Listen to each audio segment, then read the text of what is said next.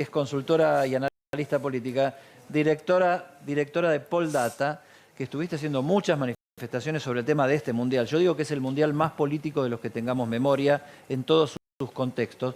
Gracias por venir. Pero arrancamos por este tema.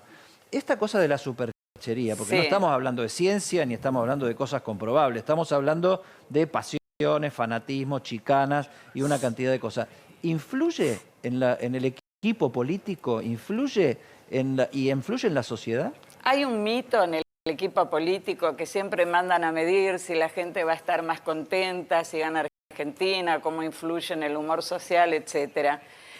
A la larga no influye nada porque los problemas cotidianos siguen siendo otros. Y con respecto a Macri, ¿te acordás el tema de Menem que se tocaban acá? O sea, va a pasar... Menem había ido al partido de Camerún, ¿no? Con Camerún cuando perdió Argentina en el 90.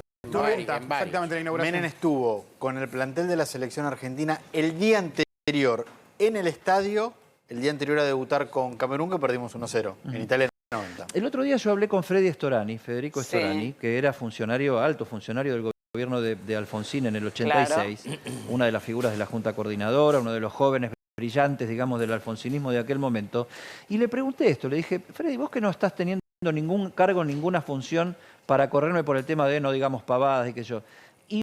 Antes del Mundial, ¿no? Antes de que empezara.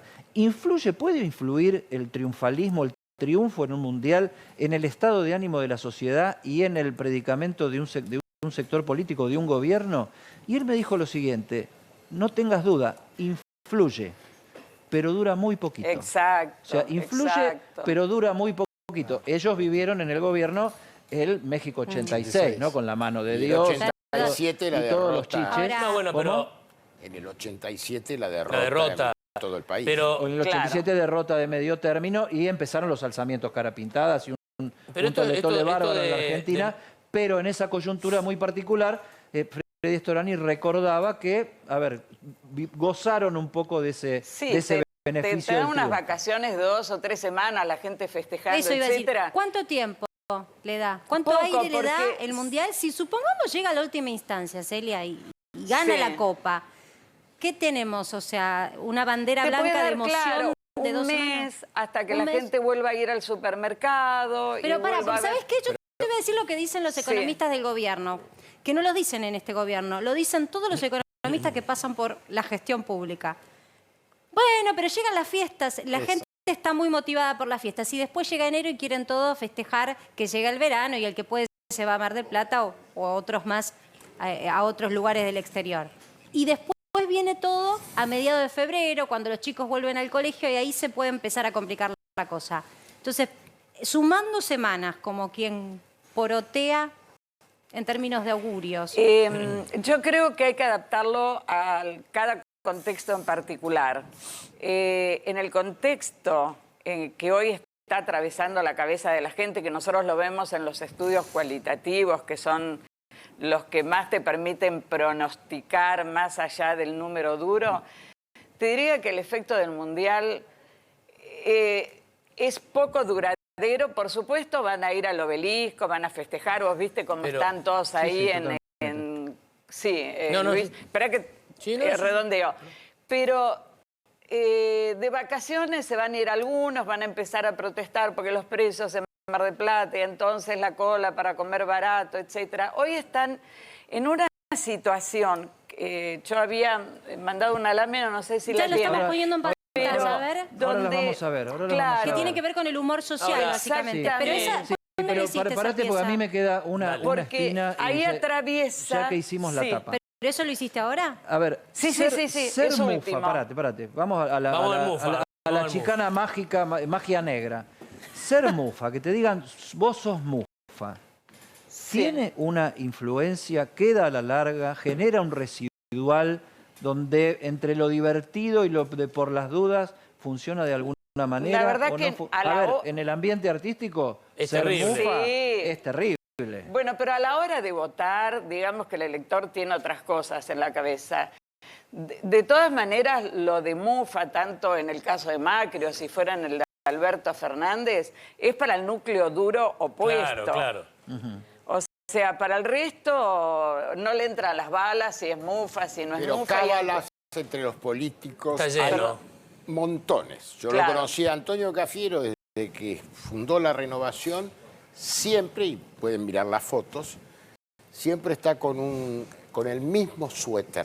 Y además se lo ponía a Bueno, propósito, la ¿no? camperita de Gamuza de la Rúa. Claro, cábala. Que no le dio sí, mucho sí, resultado al sí. final. Bueno, pero- ¿quién no las tiene? Ahora, Porque está eso, lo cabulero y la cantidad de brujas, mentalistas, Sí, asesores sí. espirituales, gestores anímicos que han contratado los políticos en la democracia argentina no tiene, Sí, no sí, tiene sí, sí, a ver, Ni hablar. desperdicio esa historia. Bueno, Tarotista. en la historia universal siempre había un brujo. o algo. Pensamiento mágico, ¿no? Ahora, Claro, yo lo del Mundial lo analizaría Sí. tal vez por lo contrario. A ver. A ver, el triunfo, Argentina campeón, puede implicar esto que usted dice.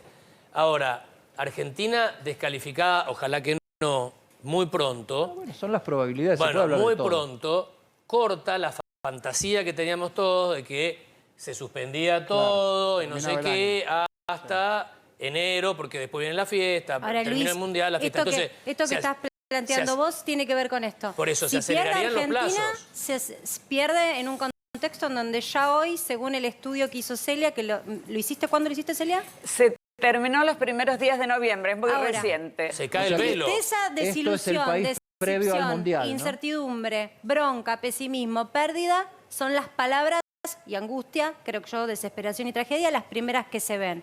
Esto es con expectativa de Mundial y con expectativa de triunfo. Imagínate ¿Cómo si se- no tenés triunfo. ¿Cómo se aumenta, cómo se potencia todas estas emociones negativas? ¿Cómo No se se ve a potenciaría? simple vista nada lindo, solo una Claro. palabra que dice Y esperanza. llegás a una esperanza allá en el extremo allá que es de la izquierda. interesante Esperanza Mitre. este último estudio que hicimos, porque lo que notamos, bueno, son focus groups, ¿no? Son estudios cualitativos, son reuniones de 8 personas promedio, en general se convocan distintos segmentos de edad, distintos niveles socioeconómicos e identidad partidaria.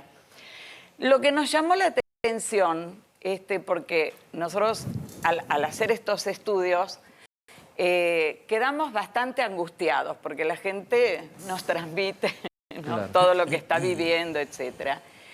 En este caso, fue relativa la angustia o lo que uno llamaría depresión post-focus, ¿no? Y nos preguntamos por qué. Cuando esto venía en una lámina que es a continuación, si no está igual se los explico. Sí, sí, la tenemos. Vamos. Creo que la tenemos, ¿no, Agus? Acá ustedes ven que el sentimiento predominante es tristeza. Sí. Sí. También todo lo que tiene que ver con desilusión, desencanto, decepción, que en realidad son significantes muy similares. ¿Esta es la placa que decías que seguía? Sí, lo que nosotros estamos viendo en este momento es que la bronca está como en un nivel menor, está desapareciendo. Hay algo que es peor quizá que la bronca, que es un estado de resignación, Ajá. de aceptación. Se nos ocurrió hacer un paralelo, uno por ahí no comulga mucho con esta psicología conductista, pero con lo que serían las etapas del duelo, ¿no? En las etapas del duelo, uno empieza con la negación, con el enojo, luego con la negociación, trata de ver si hay alguna solución al problema, algo que le pueda ayudar a enfrentar esta pérdida. O sea, vuelvo al principio, todo duelo parte de una pérdida. Había omitido esto. Acá la pérdida, ¿qué sería? ¿Una decepción? Acá la pérdida es la pérdida en el bienestar económico, en la calidad de vida de la gente y sostenido a lo largo del tiempo, porque no es la primera crisis económica que viven. Entonces, ya lo están viviendo como algo endémico, algo que forma parte del ADN argentino, ante lo cual ya no tiene sentido siquiera enojarse. No se puede hacer nada. Es No así. se puede hacer nada, La Argentina lo es así. acepto. Vino Macri, el segundo semestre no pasó nada. Vino Alberto, nos prometió de nuevo volver a comer un asado, poder salir todas las semanas. No lo logramos. Entonces, Resignación.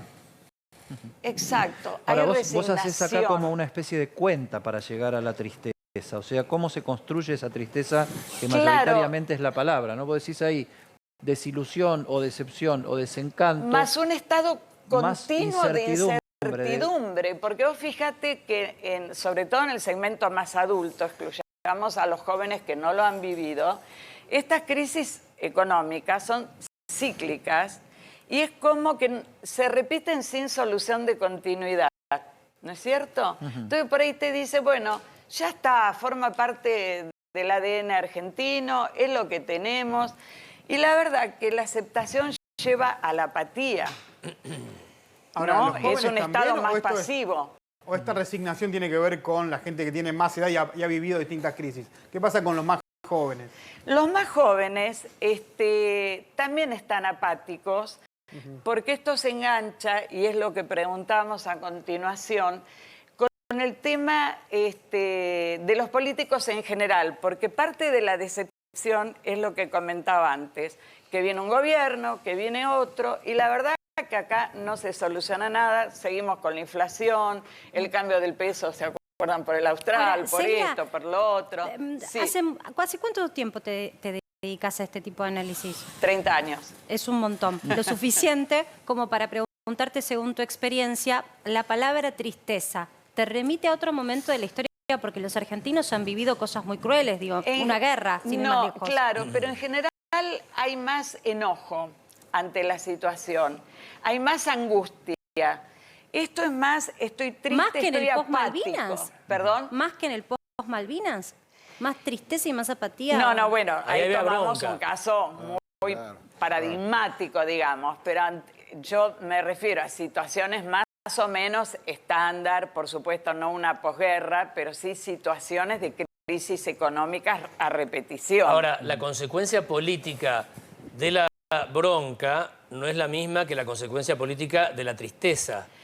Porque la salida hay electoral. Sí, Claro, hay por apatía eso al sabes qué, sistema discúlpame político. Celia, pero yo creo que la comparación vendría más a tiro con el 2001, ¿no?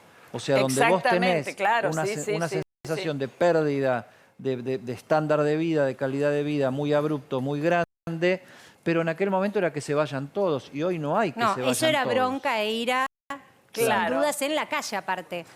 Claro, Acá vos pero- estás hablando de una... Cuando vos haces, o por lo menos usás la palabra Pero- endémico, es casi como que se tomó por costumbre vivir tan mal. Ahí está. Entonces nadie sale a ni siquiera cazarolear No en, sé en si la hay calle. unas verbalizaciones a continuación de eso, donde te dicen, y bueno, ya está, forma parte nuestro, no hay forma de cambiarlo. La única Y esta- salida es Ezeiza. Claro, y como muy bien dice Luis, esto lleva una apatía con respecto a lo que es el sistema político en general. Vos me preguntabas de los jóvenes. Sí, los jóvenes es verdad que son los que se enganchan con la propuesta de Javier Milei totalmente. Ahora, cuando vos profundizás, porque ellos te dicen, ¿y ustedes por qué lo apoyan, no? Y porque en la facultad algún compañero me comentó por sus ideas económicas. ¿Y cuáles son sus ideas económicas? No, la libertad. Pero Bueno, no lo pero es que tienen muy claro. estamos viviendo justamente lo que podemos denominar una democracia predominantemente emocional, cosa que si miramos históricamente no fue siempre así. Primero que yo matizaría, los grupos tienen distintos comportamientos Sí, sí, según las por cierto. experiencias, en fin, no es que hay un patrón, y es muy buena la herramienta de lo cualitativo, pero hoy lo predominante es ese ejemplo que usted está poniendo. No sé de qué se trata, pero me genera, ahora está de moda la palabra empatía, ¿no? Sí. Me genera una empatía, diríamos los más antiguos psicólogos, identificación, ¿no? Claro. Identificación con algo. Bueno, y yo creo que ahí está también. Pero yo le buscaría un lado, a ver, llamémosle positivo, que es lo más fácil que me sale, Sí. porque en 2001 era rompamos todo, o sea, Claro. el enojo, la furia, rompamos todo. Acá es, lo negativo no hay nada que hacer, pero busco una alternativa dentro de algo que me está conteniendo. O sea, a ver, el sistema argentino es nadie, el pueblo no delibera ni gobierna sino a través de sus representantes. Y lo que estás buscando buscando en todo caso son salidas que se expresen en lo electoral. Obvio, o sea, una sí. salida del sistema que no te saca del sistema. Sí, por supuesto, sí, dentro del sistema. Lo que pasa es que, bueno, es lo mismo cuando hoy preguntás, aunque no tiene el menor sentido preguntar por el voto en el 2023, porque la verdad que preguntar por candidatos por separado, sin la etiqueta, sin la fuerza política por la que se van a presentar, digamos que es un ejercicio innecesario. De todas maneras, lo que sí es importante, quizás rescatar de cuando se mide la intención de voto para el 2023, es el tercio que no se define, que no encuentra... Ahora, en las democracias que tienen voto voluntario, esta situación, si se diera, termina con abstencionismo enorme. Muchísima gente no va a votar, porque está desilusionada, se queda en la casa, son todos iguales. En el voto obligatorio es diferente. Claro. Porque tenés la obligación de ir a votar aunque no te guste ninguno. Y es complejo eso, aunque estés muy triste, aunque estés desilusionado. ¿Sabes Es complejo porque... ¿Vos crees que pesa mucho la obligación como el sentido de la obligación? Sí, pesa. ¿O es un factor, o es un factor cultural? No, pesa. Porque y la de verdad hecho que si no vas a votar no te pasa nada. Hay 20 puntos, 30 Si no vas puntos a de votar, no te personas que pasa van, nada, nadie que te van a hace votar nada. con pocas ganas porque es una tradición votar, porque es obligatorio. Claro, pero digo, 20, 30 puntos. es cultural, no es coercitivo. Pero de alguna manera ya está adoptado, no como coercitivo, pero es obligatorio. Lo que te terminan diciendo es voy a votar por el menos peor. El menos Claro, peor. eso es lo dominante. Perdón, ¿No? yo te quiero hacer una pregunta, Celia, porque más allá de las imágenes, o sea, de la imagen positiva de determinado nombre y apellido, ¿la gente diferencia, por ejemplo, en el caso de la coalición gobernante? No, este es el rumbo económico de Sergio Massa, que hace 4 meses tomó el poder del Ministerio de Economía.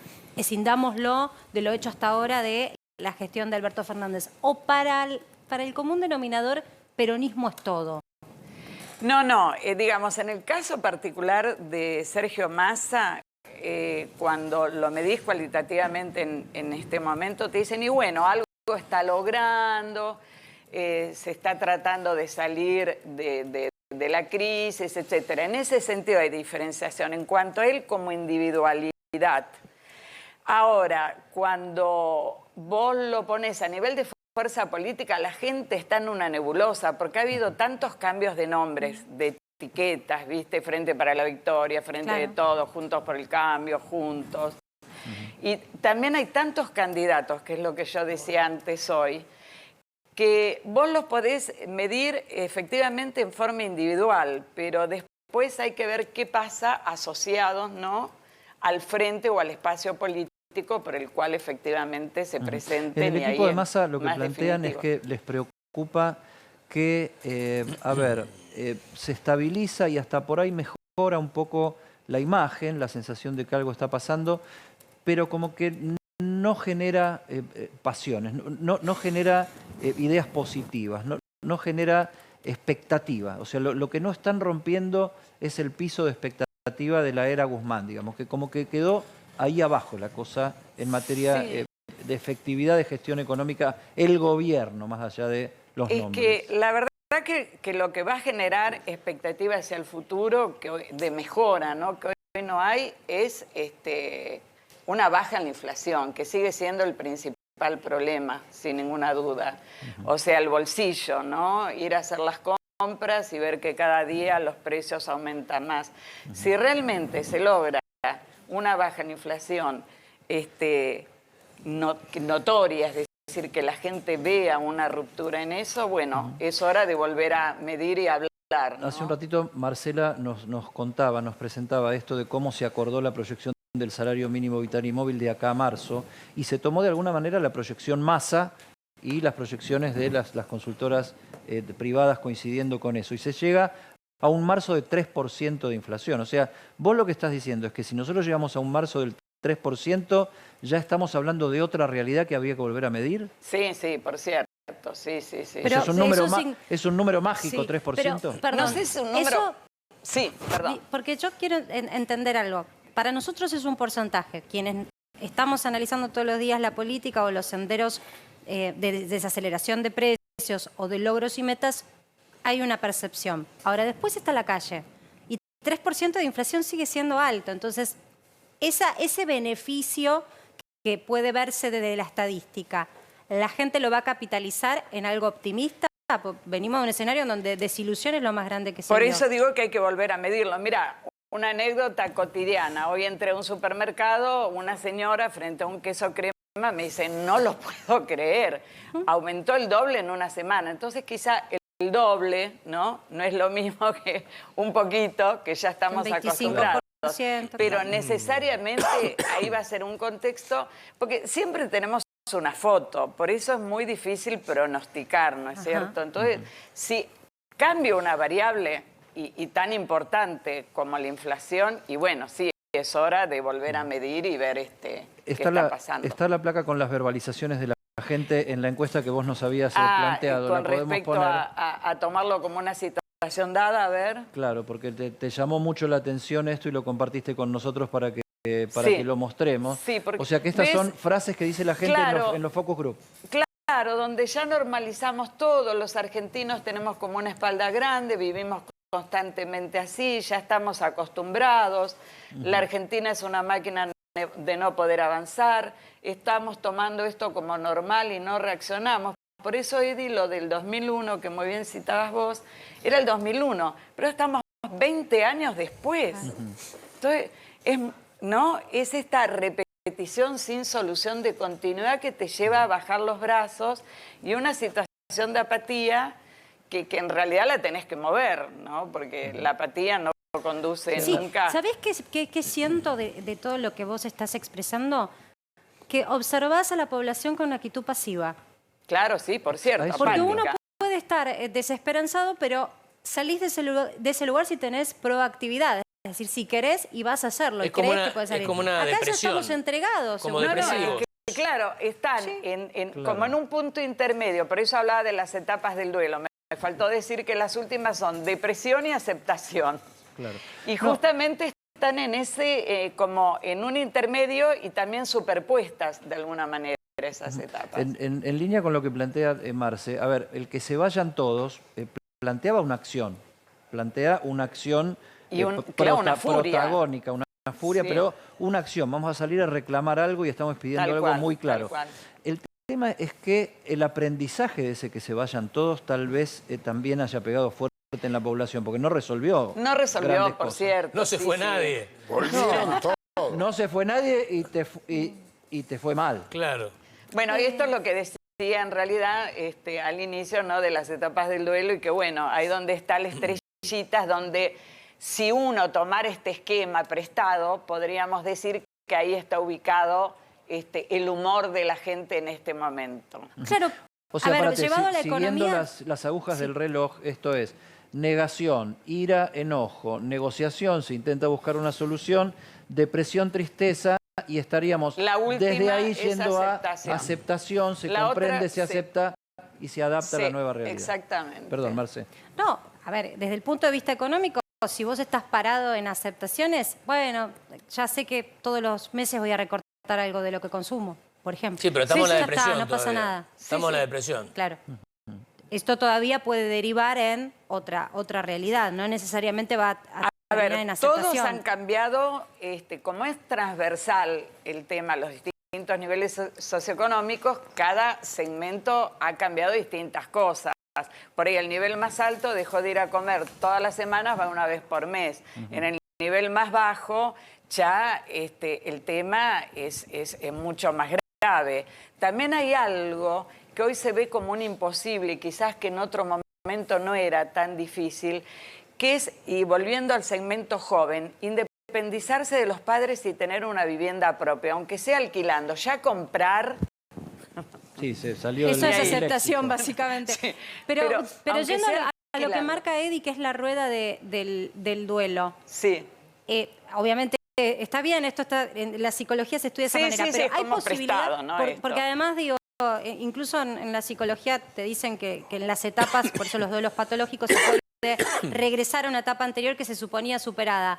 ¿Hay posibilidades de que el argentino vuelva a la fase 2 / ira, enojo? Hoy no te lo sé decir, es decir, nuevamente, hoy esta es la foto, ¿no? Tendría que haber un estímulo distinto Una causa, que empuje. un problema nuevo, algo más grave, agravarse. Pero Trasfondo ¿sabés lo de que esto hay? es ¿Sabés lo que creo que hay? la política, lo político. Digo, en Sí. análisis profundo es eso. ¿Qué estímulo puede haber si no hay nada que te convenza? O como decía ella, en realidad hace varias décadas que estamos optando por el menos malo como elección. Pero no es que Está bien, estamos pero ¿sabés así. lo que hay? ¿Sabés lo que veo yo que hay? Contención. O sea, vos tenés un sistema político que con todas sus falencias sí. y con todo lo que lo criticaste, contiene, aún desde las posiciones más outsider, como se dice ahora, porque lo que buscas afuera del sistema lo estás llevando a la Cámara de Diputados, por ejemplo, o lo estás pensando como próximo presidente No, de la la Nación. democracia O sea, es estás sólida reciclando en el ese sistema. Como mi ley, digamos, por poner un sistema, nombre y claro. apellido. La Claro. idea es votar, es mostrar tu enojo con el voto, no incendiando el edificio. Vos decís Claro, eso. claro. Esa es la historia. Y también buscando una alternativa, ¿no? Porque hay un importante segmento que hoy está buscando una alternativa y que tampoco es mi ley. El problema es Ahora, quién ofrece. Ojo que por ejemplo. Es un problema No de hay oferta. oferta. la tristeza no es lo mismo que la ira. Un pueblo iracundo apela a soluciones muy fuertes, muy distintas. Un pueblo triste puede aparecer un padre que te consuele y que te ayude. Sí. Puede venir con otro discurso, el que venga a llenar ese vacío. Es muy interesante Pero eso que decís. pregunto, en esa búsqueda de padre que nos abrace, mientras tanto está el Poder Judicial y Martín Angulo nos viene esquematizando muy bien los cronogramas de las cosas que pueden llegar a suceder. Pregunto, un fallo judicial que condene por ejemplo, la hoy vicepresidenta, algo del entramado de la justicia, ¿puede ser disruptivo en estas fases de los argentinos que ya transitaron la desesperanza? Por lo que venimos estudiando, el tema de las denuncias de Cristina tiene bajo impacto. Es decir, en el núcleo duro de ella, ninguno, porque, ahí opera algo de la psicología también, que es el llamado razonamiento motivado, donde yo filtro la realidad de acuerdo a lo que estoy creyendo, a mis preconceptos. Y con lo que no es núcleo duro, ya no juega ese tema, ya demoró mucho, la gente está escéptica, sí, bueno, la pueden condenar, pero También pesa esto de que no va a pasar nada. no va a pasar nada. Eso es lo que, o sea, soy mensajera de lo que dicen, no es mi pensamiento, obviamente, Sí. pero es lo que uno escucha. Ahora, es una... Sí, dale. No, digo, es una lectura parecida a la que está haciendo justamente hablando de Cristina. Cuando hace un acto habla de la fuerza de la esperanza, de volver, dice en el discurso, a los años de los gobiernos kirchneristas. Digo, recuperemos la esperanza. Digo, Sí. es una lectura parecida, digo, o es en todo caso inteligente plantear el tema de la esperanza en el discurso. Lo que pasa es que el discurso de Cristina nuevamente es para su núcleo duro. Es decir, habla a su gente porque no hay esperanza. También dijo que hay que recuperar la felicidad y fíjate en un anterior discurso que podía correlacionar con el tema de la tristeza. Pero Cristina hoy tiene una imagen negativa muy alta. Bueno, todos los políticos tienen imágenes negativas desde lo discursivo, altas. ¿no? Lo que está planteando. ¿Sabés lo que creo? Que lo que tienen es el diagnóstico. Claro. Y tratan de operar hacia ese Claro. diagnóstico de alguna Sí, manera. pero- Ahora, acá, y esta para vos también, Campos, si tuviéramos una discusión en serio, que ahora van a venir 40 años de democracia, sobre qué hacer con esta democracia hacia adelante, lo